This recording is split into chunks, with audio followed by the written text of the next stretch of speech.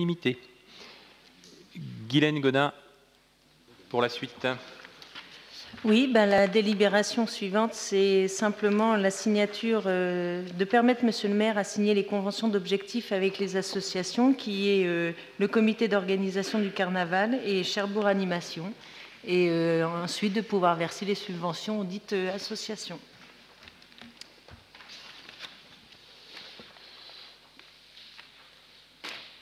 Oui.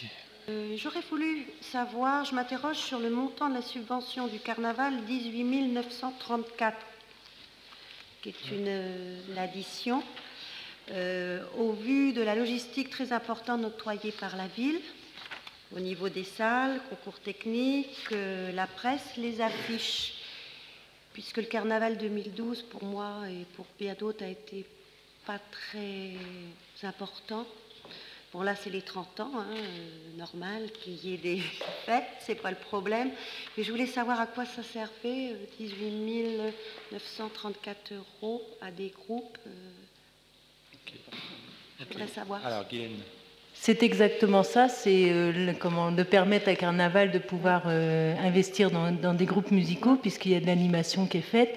Et vous pouvez remarquer qu'en principe, on fait signer une convention d'objectifs aux associations qui touchent 23 000 €. Une n'en touche que 18 000. Et donc, c'est parce qu'on prend effectivement en compte toute la mise à disposition logistique de la ville dans la subvention. C'est compris dedans, alors. Oui, oui. Enfin, d'accord, je n'avais pas compris ça, c'est pour ça que je demandais tout est dedans. Précisions.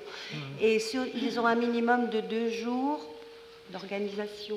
Alors, pour cette année, honnêtement, je les reçois le 4. Donc, on va finaliser et valider le programme de carnaval le 4 février.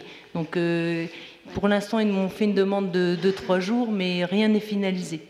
Parce qu'il parle dans la convention, à chaque édition, un public nombreux en provenance du Cotentin. Ce serait peut-être bien de leur suggérer qu'ils organisent ça le samedi et le dimanche pour les gens qui ne travaillent pas. On va valider justement cette possibilité, je vous dis le 4 février, puisque je les reçois le 4 février. D'accord, merci. Voilà. Et on tirera tous les enseignements, parce que c'est vrai, on constate une chose, je vais être très direct. Cherbourg n'est malheureusement pas une ville carnavalesque, au même titre que Granville, au même titre que Dunkerque ou autre. Donc, alors, ça ne veut pas dire qu'on remet en cause la pérennité d'un événement comme celui-là, mais il faut qu'on dimensionne, il faut qu'on s'interroge, il faut qu'on voit quel est le vrai positionnement, d'autant plus qu'on arrive parfois sur des dates qui sont un peu flottantes, donc il y a un problème de lisibilité, etc. etc. On a parfois des risques d'interaction avec l'activité commerciale, il ne faut pas le nier non plus.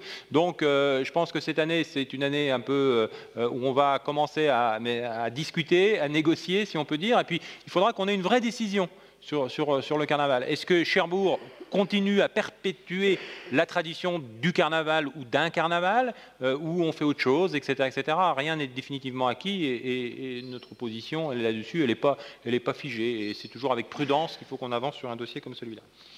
Néanmoins, pour l'année 2013, donc je vous propose d'adopter ces délibérations.